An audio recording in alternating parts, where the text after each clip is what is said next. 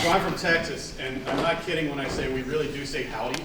But when I say howdy, you have to say it back to me so you make me feel like I'm at home. Howdy. Howdy. Oh my God.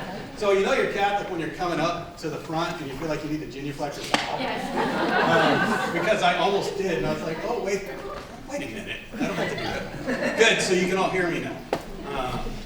Well, my name is Marcel LeJeune, and as Greg told you, I actually don't speak that much anymore. And I'll tell you why. I started an apostolate called Catholic Missionary Disciples a couple of years ago. I left campus ministry. I thought I was going to retire in campus ministry. You know how when you have these plans and then God says, no, that's what happened to me. It's like what happened to you, Bishop Durham. I'm going to be a priest for the Diocese of Green Bay. And he said, no, you're going to be bishop. Marquette, Michigan. And he goes, what? That's how these things happen. And so I started an apostolate called Catholic Missionary Disciples. And what I do is I train, coach, and help Catholic leaders evangelize, disciple, and renew parishes. That's all I do.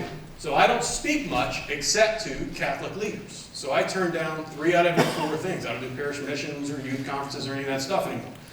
So I actually just came from a priest convocation in the Diocese of Joliet where I was training priests and what I'm going to talk to you guys about. And before we jump into content or stuff or anything like that, I want to pray. And I want to pray for you. I want to pray for your diocese. And I have been praying for your diocese, but I want to continue to pray for it right now. And I want to pray for it in a particular way. I want to pray that more people will go to heaven in your diocese as a result of what we do the next 2 days. Because that's why we're here. So let's pray. In the name of the Father, and the Son, and the Holy Spirit. Amen. Jesus, you are good to us, and you love us. You have a plan for our lives and a plan for your church. I ask as we explore what it means to be your disciples, how we can evangelize and bring others to you, how we can grow in our own discipleship of you and help others do the same, that you might bless us. And in particular, I pray for a new Pentecost in this diocese, that you might send your Spirit in a powerful way to change lives and hearts, families and parishes, so that your name might be glorified, more people might be saved, and that we, Lord, might grow in love of you. We pray all these things in your Son's name and through the intercession of our Blessed Mother. Amen. Amen. Father, and the Son, and the Holy Spirit. Amen. All right. So we'll get that presentation popped up here in just a second.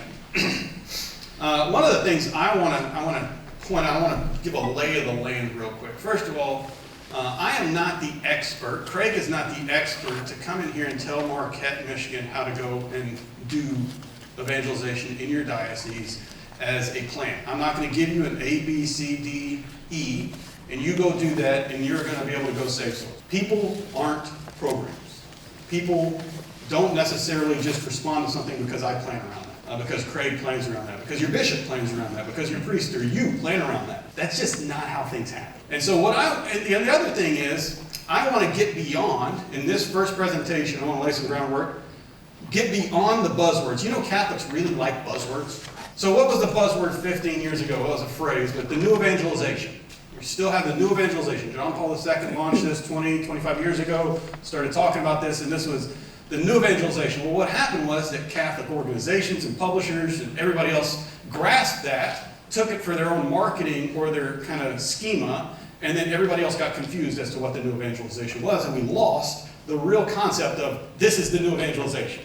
It just became a buzzword. And right now, the same thing is happening with things like missionary discipleship, accompaniment, and other things. And so these words can be valuable to us if we know what they really are about. And that's part of what I want to talk about today. So the first thing is evangelization. What is it? Okay, now if you hear the word evangelist as somebody, right? I want to know from the room, tell me, what are the thoughts that pop into your head? St. John, okay? Think of a person or a kind of person. A TV evangelist. So maybe somebody like Benny Hinn. If I took off my jacket and I started waving it around at people, and you guys could come up here and I could just start knocking you over with my jacket. The Spirit is a Father. That's what a lot of people think about, right? What else? A preacher. Yeah. Inspiring speaker. Inspiring speaker. St. John Paul II. St. John Paul II. Anybody think of door-to-door evangelist? Yeah. So who goes door-to-door evangelizing? Jehovah's Witnesses. Do y'all have many Jehovah's Witnesses in the Upper Peninsula? Yes. No, we do. Let me tell you what happens at a Catholic household when a Jehovah's Witness or a Mormon comes to the door. All right, who is it? Ah! You people are loud! Shut up! It's the Jehovah's Witnesses! Turn off the TV, Larry!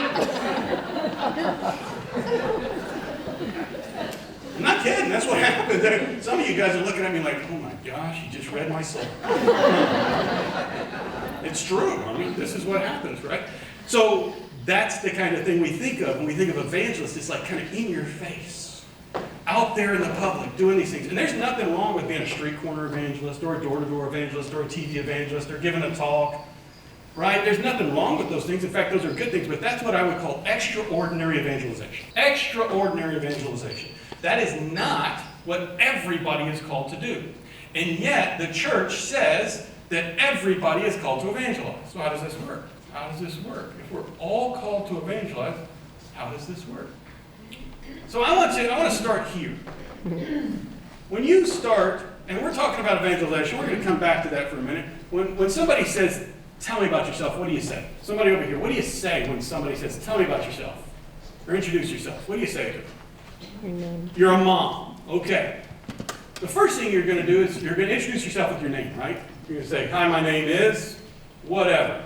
Then you're going to tell them something about yourself. You're going to say things like, I'm a mom. I work with Catholic ministry. I'm a Catholic bishop. I do these things, right? So I worked in campus ministry for about 16 years. And college students introduce themselves the same way everywhere. You know what college students do? They say, here's my name, here's my major, here's what year I am in school, and here's where I'm from. That's what they say. There are 4 things they tell every time. Everywhere. That's what all college students do all the time.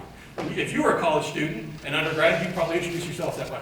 Do any of those things, even our vocations, tell us, though, who we are? Who we are. Not what we do, not what we're called to do, but who we are. Do those get down to it? Let me tell you who I am. I'm a son of God, adopted into his family by my baptism, transformed to live in the image and likeness of God that he created in me. That's who I am. The depth of my very being is a result of the grace that God has poured into me, that he has changed me, that he loves me. Now, most of us don't operate in a day-to-day way based out of our very identity. We really don't. And I'm going to show this to you by doing a little exercise. And so this exercise, it takes a little bit of audience participation.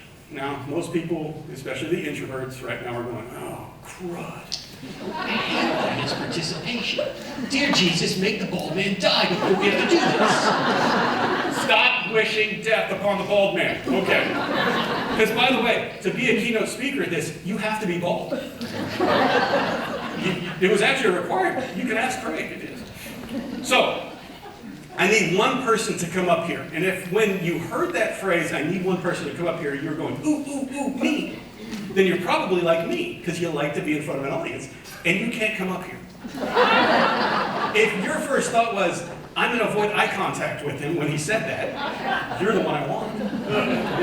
Now, a couple of rules about this. I promise not to embarrass you.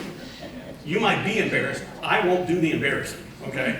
And I've done this with thousands of people, and I will tell you, I've never had a person leave the stage and have a bad experience. So, I promise you that. And the other thing is, you can't volunteer your name. So stop doing this, okay? Last comment before I get somebody up here. I don't have awkward moments because I have 5 kids. 3 of them are teenage girls. One of them just graduated from being a teenage girl, and the other one's a teenage boy, okay? So that, and I worked with college students my entire life, I could just stand here and look at you and create awkward moments for you the rest of the day. So if nobody volunteers, I'll just look at you. So who wants to volunteer? Somebody please, come on up here. I love that. We got to volunteer. Y'all clap her up here.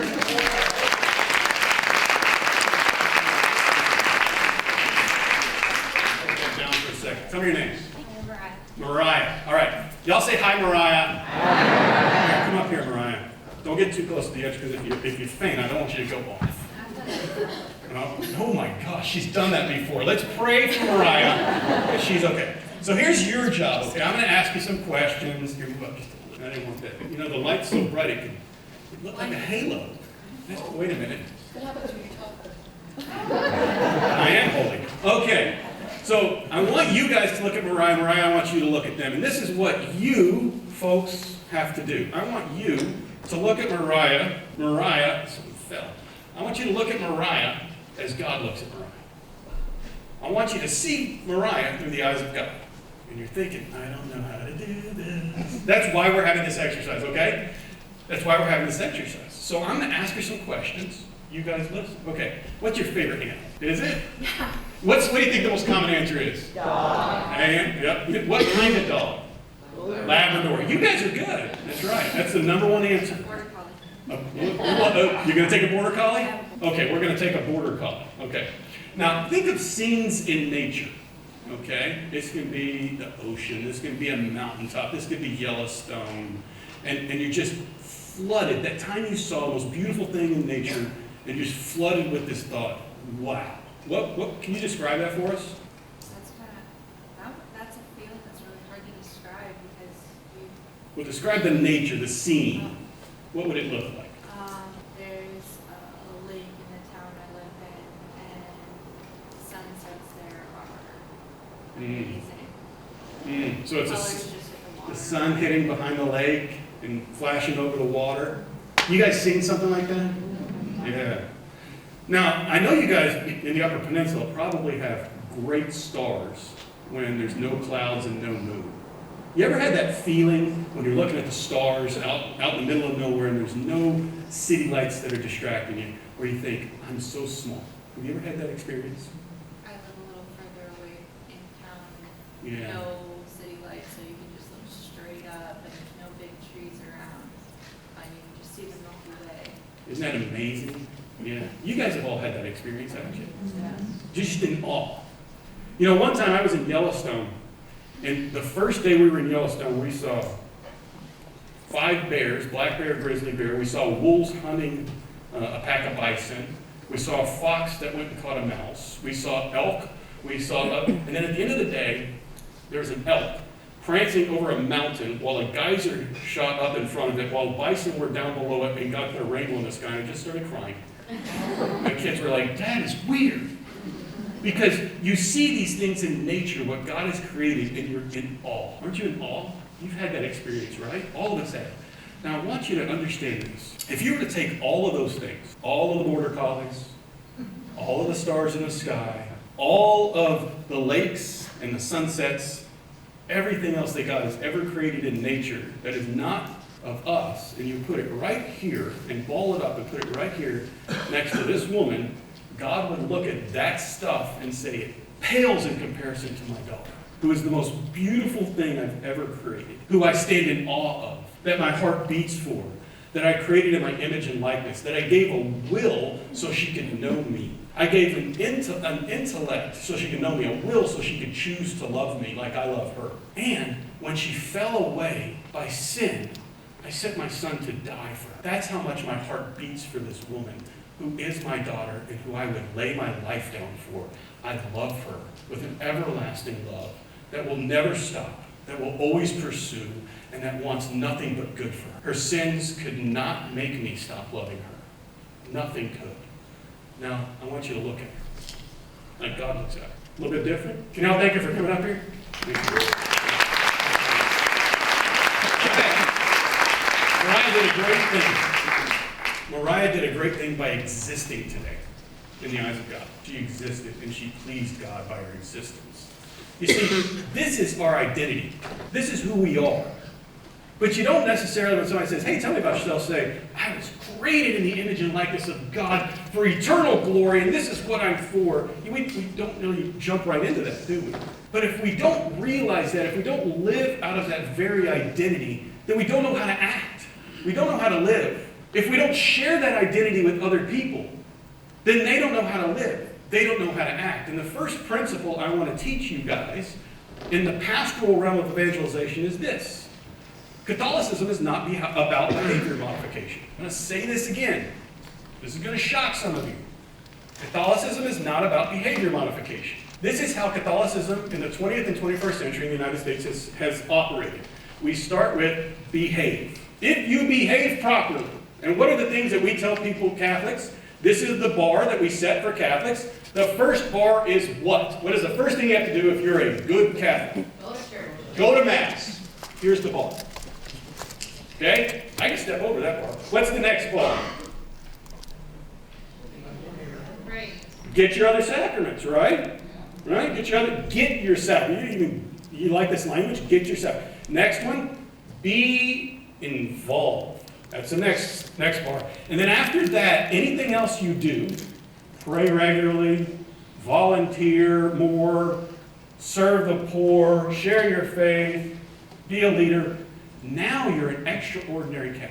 And if you get to this point, you look back and you say, well, 99% of other Catholics are not doing all of this stuff I'm doing. And I've hit all the bars of what modern things. So I've behaved, starting with behavior, I've behaved properly, and therefore I have proved that I believe. And since I prove that I believe, I can belong to the proper Catholic club. I belong to Catholicism. And here's the problem. Let's talk about somebody who is struggling with their sexual identity in today's 21st century world, which we know is an issue, right? And you start right here with behavior. And they're really struggling with their behavior. And you say, before you can get to belonging, before you can prove you believe, you have to behave. What happens to those people? What do they do if they say, I was raised Catholic and I'm struggling with my sexuality? What do? They leave. And we say, why are you leaving? Who would leave the Eucharist? Why are you doing these things? So we don't even ever get to this point of belonging because they haven't properly behaved. Everybody got this point, right? Now I want to show you what Jesus Christ would do. You belong. Not because of what you do. And first of all, here's your second principle. Understanding where somebody is at and understanding why they believe what they believe or their worldview or any of those things does not mean you need to accept it. Understanding where somebody is at or what they believe does not mean you have to accept it. But to understand them means that you can help them, that you can go with them. Jesus started always with belonging. He would go to the sinner. He would go to the person who is struggling with their identity. He would go to them and say, you are loved. The things you do are not good. He would never let them off the hook, but he let them belong. Do you understand that? He let them belong in relationship. He would be a friend to them. And a real friend loves somebody right where they're at, but doesn't leave them there. A real friend will meet somebody where they're at, but not leave them there.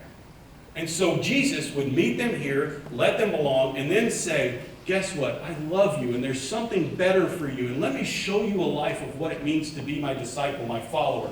Because there's abundance in this life, and there's great joy in this life, and there's grace and forgiveness and mercy in this life, and transformation in this life. And then those people would move from just belonging and friendship with Jesus into, I love him, and I believe in him, that he is the Messiah, the one who has come to save me from my sins, and who can give me salvation, and pour into me the grace that I need to be able to do what?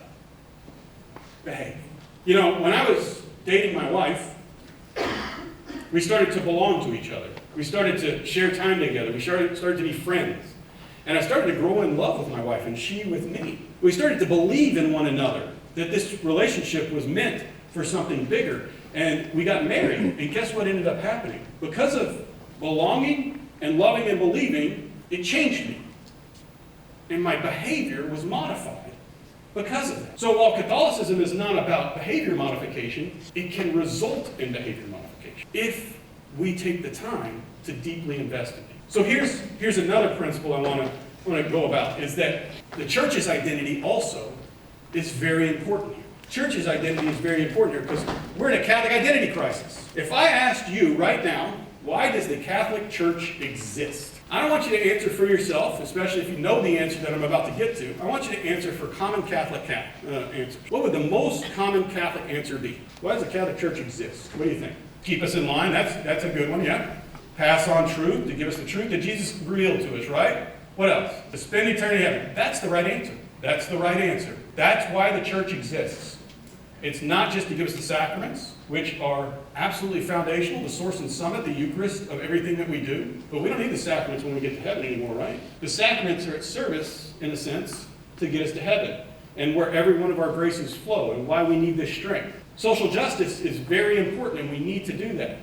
We need to serve it and live out our faith and do these things. Living a moral life, following the teaching of the church. All those things are important, but they're not why the church exists. Why does the Catholic Church exist? Pope Paul VI put it explicitly. The church exists in order to evangelize. In fact, it's her deepest identity. So when we're talking about identity, remember, if we don't know who we are, we don't know how to live. If the church doesn't know who she is, if we Catholics don't know who we are as a church, how are we going to live?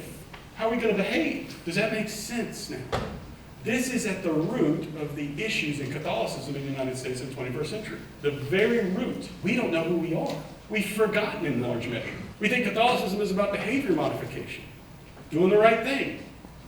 But it's really about getting people to heaven. It's about evangelizing. Look at what the Synod for the Bishops of New Evangelization said. And I'm not going to read the whole quote. It's up there for you guys. But I do want to point out this. That second sentence. Loving one's faith implies bearing witness to it. It implies it. Now, let me tell you something. Let me go back to my analogy with my wife. When I started dating my wife, and I started to fall in love with her. You guys ever met that guy? 20-year-old guy or 20-year-old girl, head over heels for somebody else? My 17-year-old son, he's a senior in high school. He's dating a girl who went to school with last year. She's now a freshman in college. And they're dating, and that boy is annoying. And he's also dumb. By the way, 17-year-old boys are dumb, okay? Let's just be honest. But that 17-year-old boy loves to talk about this girl. If you were to say, tell me about this girl, well, he's not going to be able to shut up, right? It's the same thing when I was dating my wife. It's the annoying person in the room. Like, oh my gosh, I love her. She is so beautiful, and she's awesome, and I think I better call her, you know? And then, like, he leaves, and you're like, it's annoying. Like, come back, family. You know? It's the same thing. The reason why is because when you fall in love, you prioritize that thing.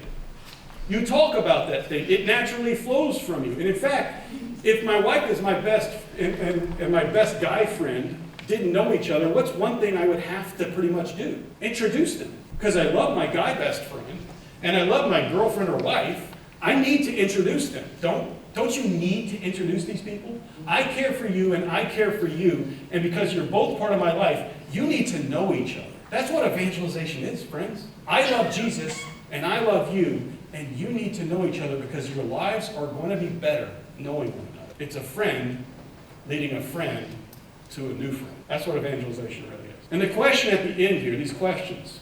The Pope's word can be translated a rather direct and crucial question, and this might prick your heart a little bit. And if it does, please don't blame me, blame the bishops, or blame the Pope, okay? Don't blame me. But you could also, I want you to do this though, if anything pricks your conscience or pricks your heart, I want you to take it in the next 2 days and do this with it. I want you to pray with it and ask God, why does this bother me? Because God wants to do something with it. God wastes nothing. He will not waste this opportunity. Are we interested in transmitting the faith and bringing non-Christians to the faith? Are we truly missionary at heart? Are we truly missionary at heart? You know, when I was convicted of this, most deeply was by an atheist. Most deeply was by an atheist. And you might have seen this. There's a YouTube video. You can go Google it. There are these two entertainers, Penn and Teller. You ever heard of Penn and Teller, some of you? Okay, so for those of you who don't know who Penn and Teller are, they're entertainers, comedians, magicians. Okay, they kind of do a magic show or a kind of illusion show. And they're in Vegas, and they've been to HBO specials. They can be a little bit crude, just FYI. And they're both atheists. Evangelical atheists, in fact. In fact, they want to spread their atheism. But they are also extremely intelligent people. And there's one guy, he's the big guy. His name is Penn Teller. Penn is the one who talks, and Teller actually doesn't talk in their shows. Okay, it's kind of their shtick. Well, Penn did this video after one of their shows, and I'm going to paraphrase for you, but I'm going to tell you what he said. This is what happened. He said, after the show, you know, we have a line of people, and they form down here, and we give them autographs, and we talk to them, and we greet people, and it's just part of what we do. We want to have, you know, audience interaction, be able to do this. So after the last show, I noticed there's a man one of the guys who come up on stage. He was very fun when he came on stage, but he was standing in the very back. And at the end of it, he waited very patiently. He came up to me, and he shook my hand with a strong shake, and he looked me in the eye. You know, a lot of people don't look somebody in the eye anymore. He looked me in the eye, and he said, hi, I thought the show was great. And he was very complimentary, and he was very nice, and I could tell this was a good man. It was a good man. And then he handed me a Bible, and he written a little note in there. And he said, I don't want to, beat around the bush here. I'm a Christian, and I know you're not. And I want to share this with you in the hope that possibly you would read it. And then this was the commentary Penn Teller said. He said, now I'm not going to become a Christian because a good man comes and gives me a Bible and tries to evangelize me. But I am going to tell you this. There's a lot of Christians and atheists out there, a lot of people who believe that Christians shouldn't force their religion on somebody or shouldn't share their faith. And I, as an atheist, want to tell you something that's crazy. And let me tell you why. And I'm going to pause right here. This is Marcel back again for a second. The next thing he said was like somebody had stuck a stake through my heart. This is what he said. He said, if you're a Christian, you believe that there's a heaven and hell, a place of eternal punishment in hell and a place of eternal reward in heaven, and you do not tell people about it, how much do you have to hate somebody not to tell them? Right there. Because an atheist gets the implications of Christianity more than some of us on a day-to-day basis. Think about that for a second. If heaven and hell are real, and we don't tell anybody about this, we hate them, because it's the worst thing that could possibly ever happen.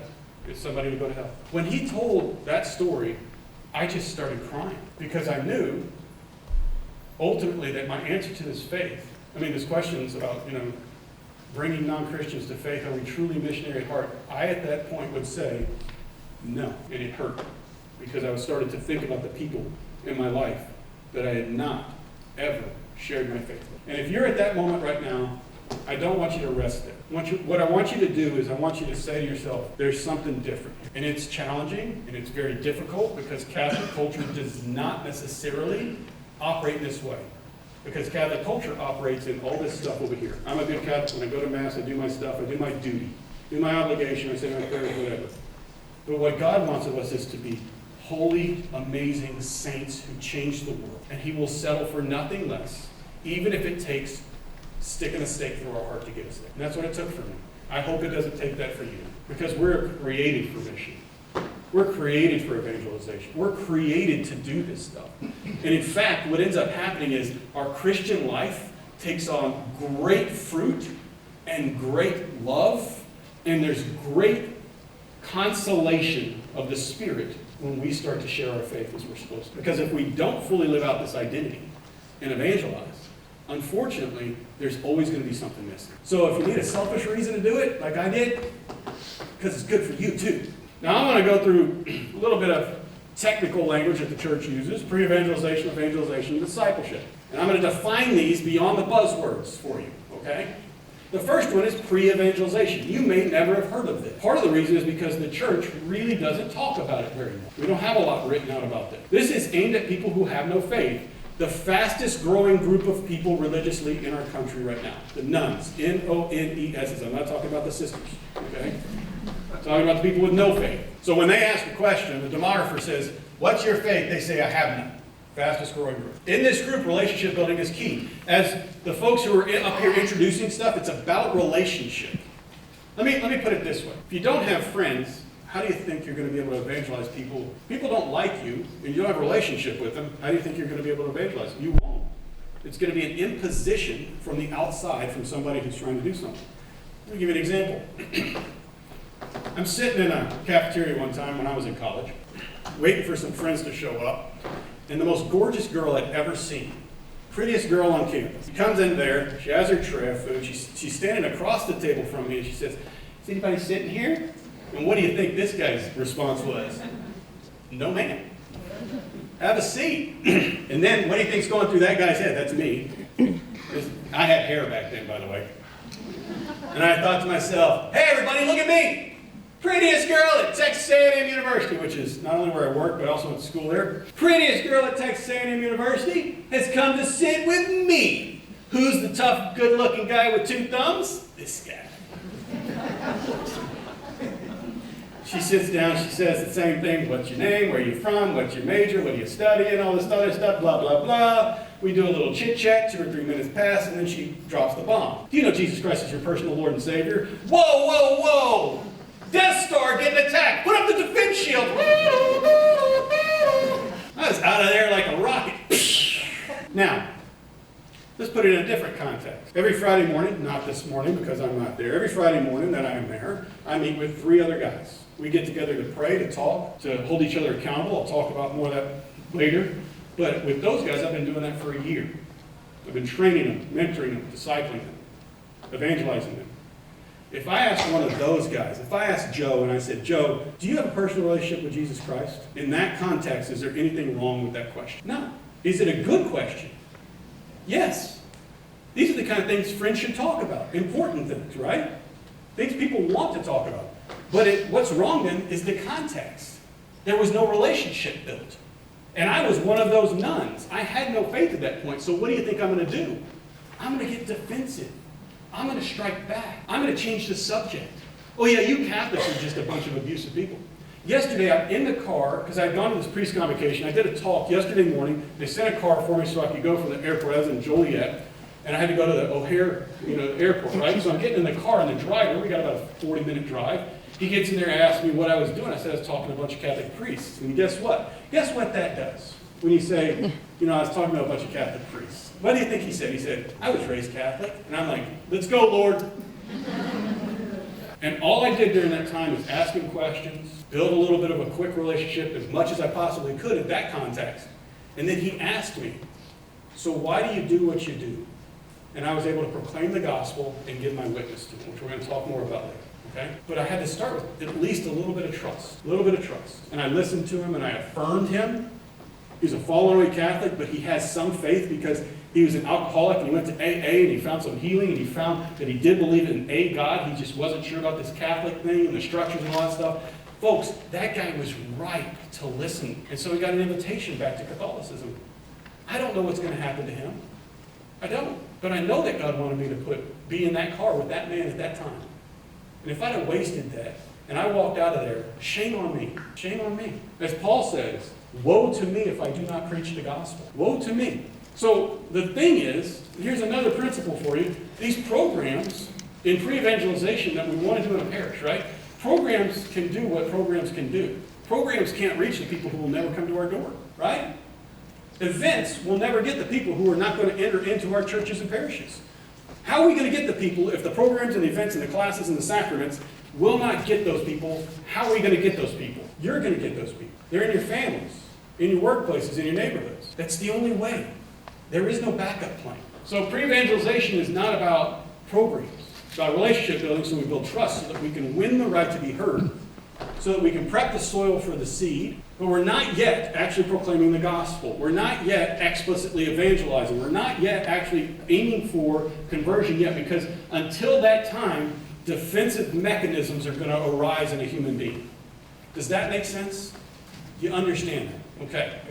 So the goal here is to clear out the obstacles to build trust so that we win the right to be able to do this. And when I say win the right to be heard, you have to do this. Let me talk about to those of you who are parents. Right? Any of y'all have kids that have fallen away from Catholicism. You mourn for that. Do you mourn for that? It's one of the hardest things in the world. My mom had 5 kids. 4 of us left the faith. The 5th one is deceased now. She's a saint in heaven. I'm the only one that's returned after 25 years until this last year. My only brother hit rock bottom, moved back in with my parents, got kicked out of his girlfriend's house. He'd been going from woman to woman to woman, having addiction issues, et cetera, all these problems. My mom and I and my dad had been praying for years for my brother. Years. My brother wouldn't talk to me because we were best friends growing up, and then when I became a Christian, we started doing this. Right? Because he was living a lifestyle that I was going on that, I was just following my big brother, right, for a long time, and I did this. And I was also kind of a Catholic jerk. You ever meet this guy? I'm going to tell you all about the Catholic truth. I'm going to tell you about the Catholic truth. I was good. I can Catholic apologetic all day long, but if all I do is beat you over the head with a hammer of Catholic apologetics, it's not going to do any good. And I drove him further away from it. Until this last year, moved back in with my parents, hit rock bottom, started to get some counseling, started to decide he wanted something else, but wasn't sure about this Catholic or faith. But he started dipping his toe in the waters. He started praying with my mom at night before bed. He started going to my dad's rosary group with a bunch of elderly men who couldn't even walk, and so he'd have to go get the coffee, right? And they witnessed to him. They had something he didn't have. And then he finally went back to confession and the Eucharist. And he let it all go. And he just went on a retreat a couple of weeks ago. And his life's been transformed. And he's following Jesus Christ. And he gives me the greatest joy I've ever had in my life.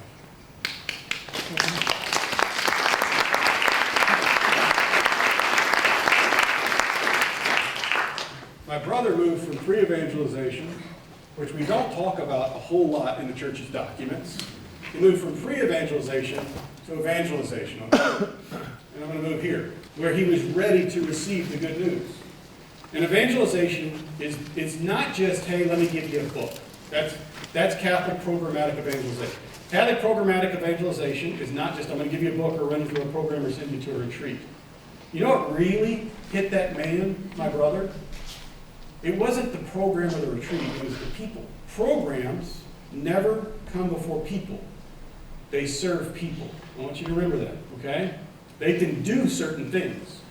But if my brother doesn't receive ongoing support after his conversion, then he could very well slip right back into what he was doing before, right? The habits just don't magically disappear. And I want to be very clear here, because we're going to get into this in a little bit, but this is something that Catholics need to hear.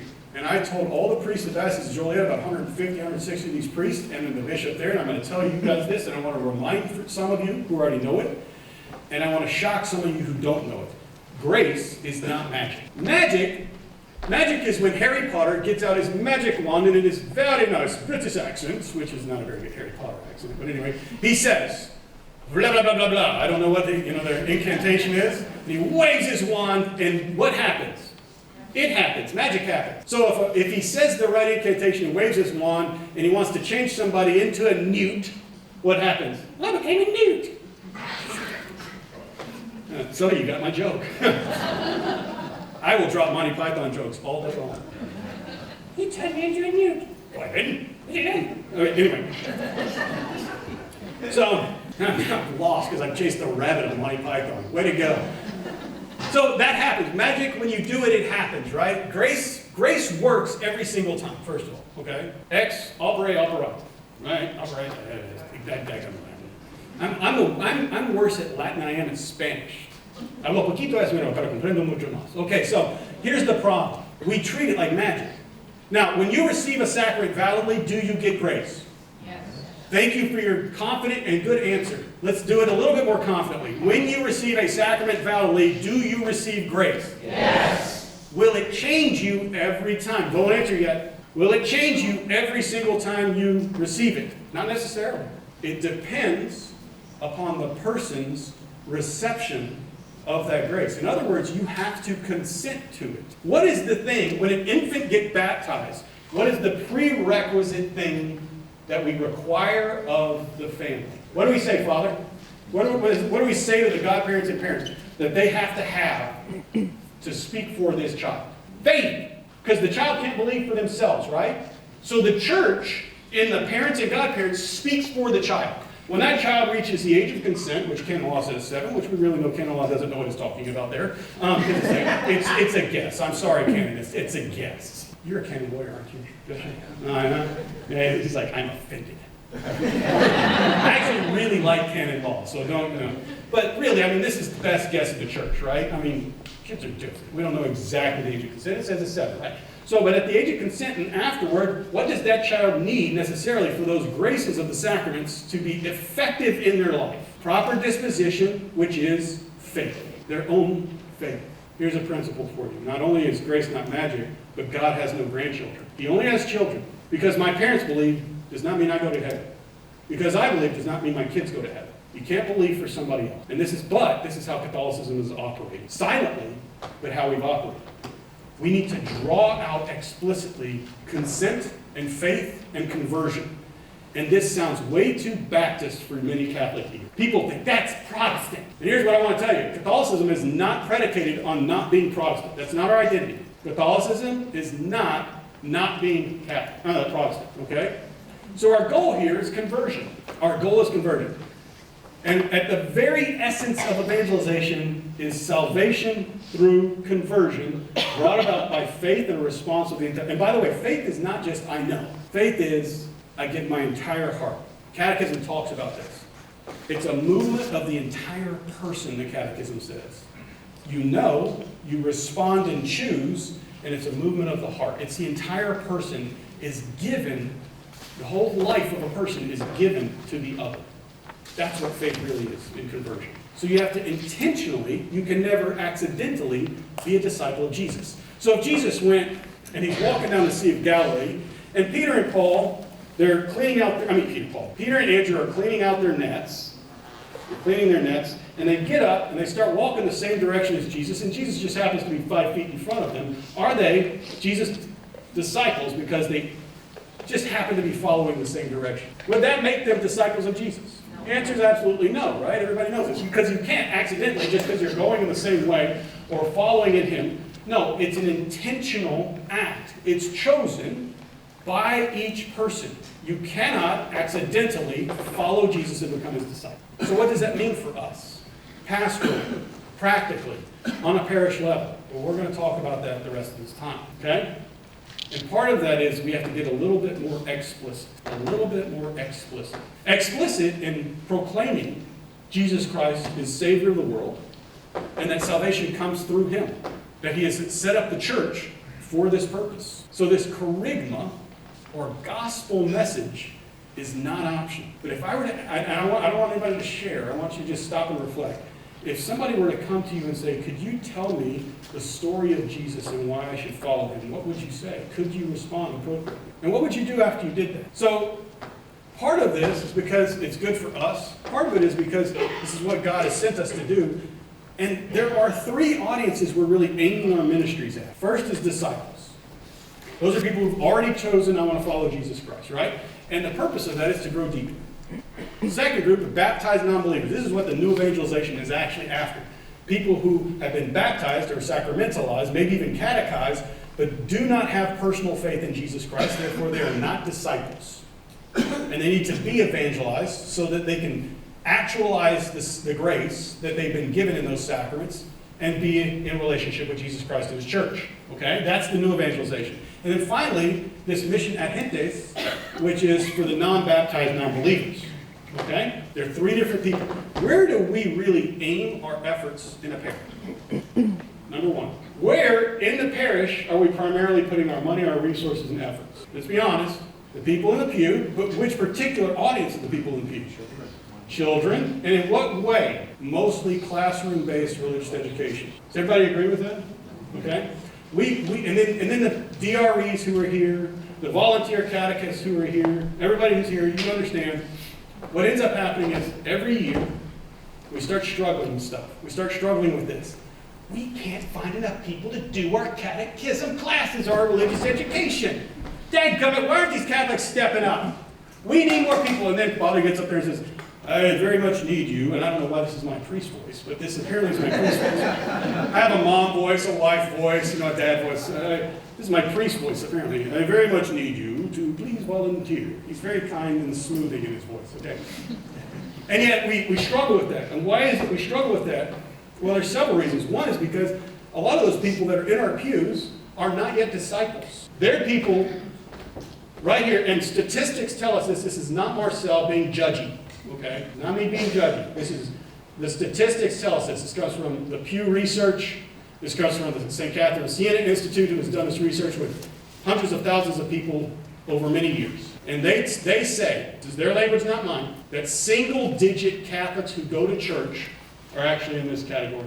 Which means we got a whole lot of people who are going to church who are right here in number 2.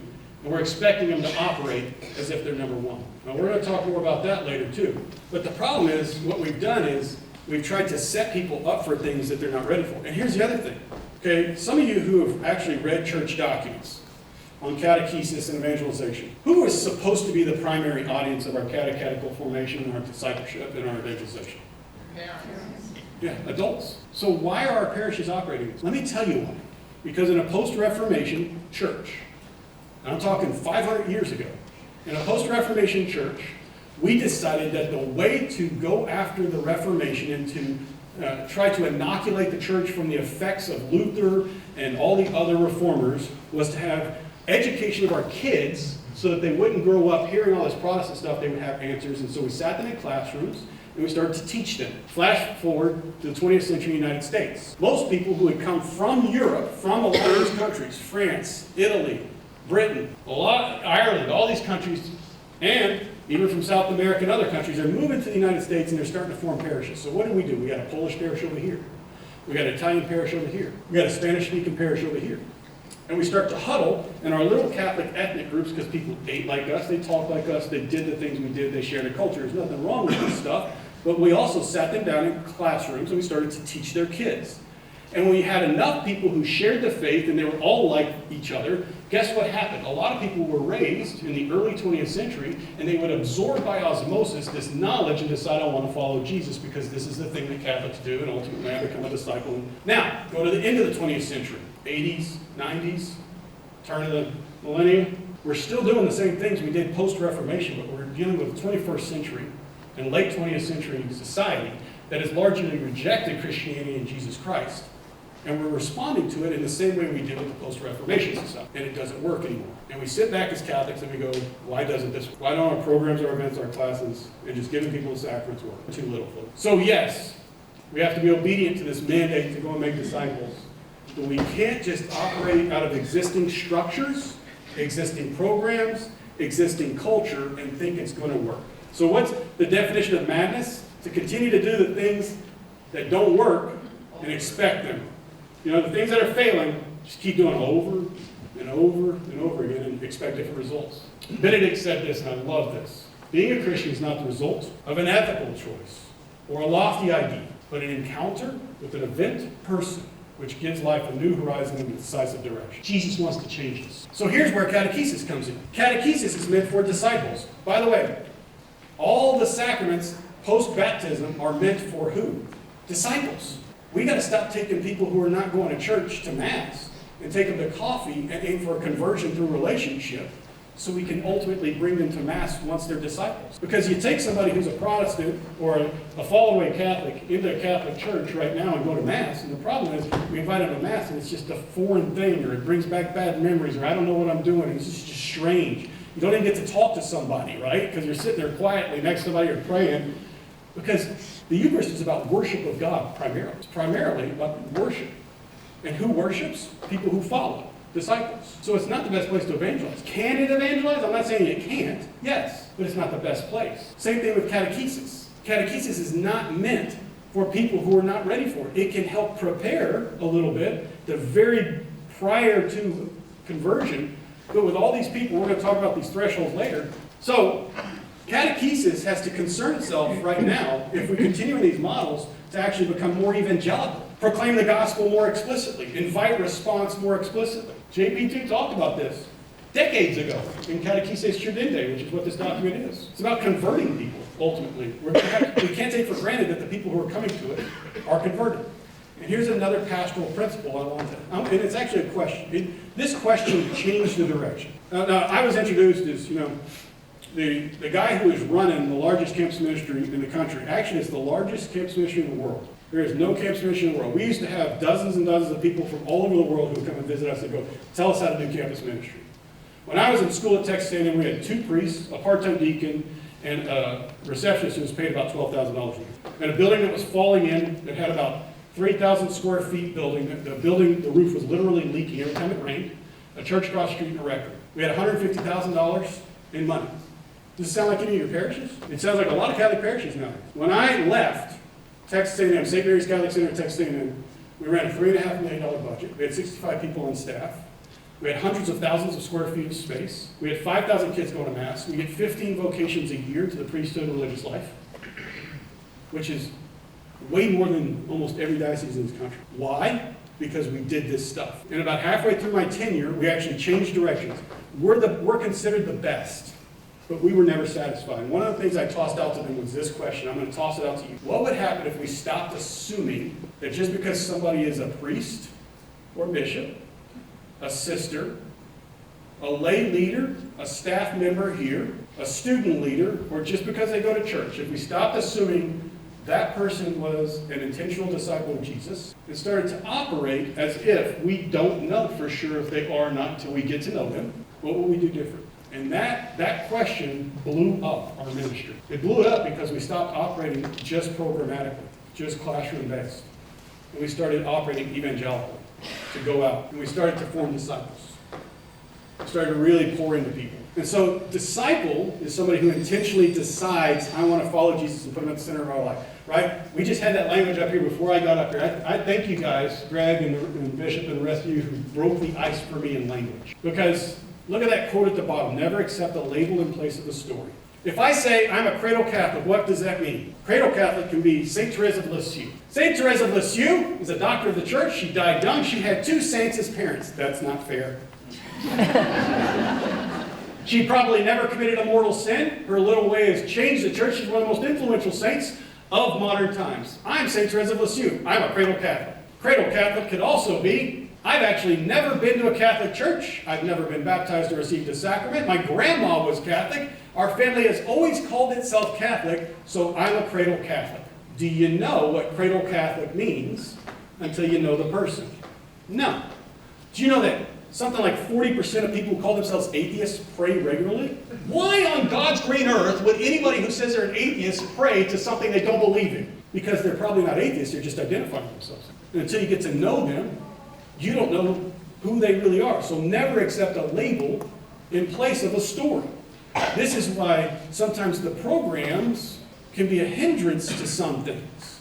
In other words, let's just put it this way. If St. Therese of Lisieux and this guy over here, are those 2 people ready for the same program at our church? And why do we just announce to the entire congregation, everybody come? I'll let you answer that. This, by the way, the USCCB, which, okay, Bishop, can you put your fingers in your ear for this a second? Don't read most of those documents from the USCCB. They're not worth your time. But this one is. This one is worth your time. Okay, yeah, he agrees. I'm shooting blanks here, but you can have it anyway. This is a good document. Okay, this is a good document. As a church, Living as Missionary Disciples is a good document from the U.S. Missions. As a church, we're called to be missionary disciples who know, live, and share with others, right? It's the same kind of language you guys are using in this diocese, right? In Marquette. So that's what the church is calling us to do. Now the choice is up to individuals to do it. We can't just wait for our parishes to do it either. Can't wait for our leaders to do it either. When I say our leaders, in other words, as bishop, you can't wait for the Pope to do this, right? You have to do it for yourself because you have autonomy in your Christian baptism and your ordination to do this stuff. You priests who are out here, you can't wait for your bishop to do this, right? You have autonomy in your parish to be able to go and minister to the people in your parish. You got to go do it. Lay people, religious, you can't wait for your clergy to do it if they're not doing it. You got to go out there and do it with your family and friends, right? We can't wait for the leaders to do it in the sense of it's our responsibility. You've been given this by your baptism and confirmation. It's your responsibility, but also it's your destiny.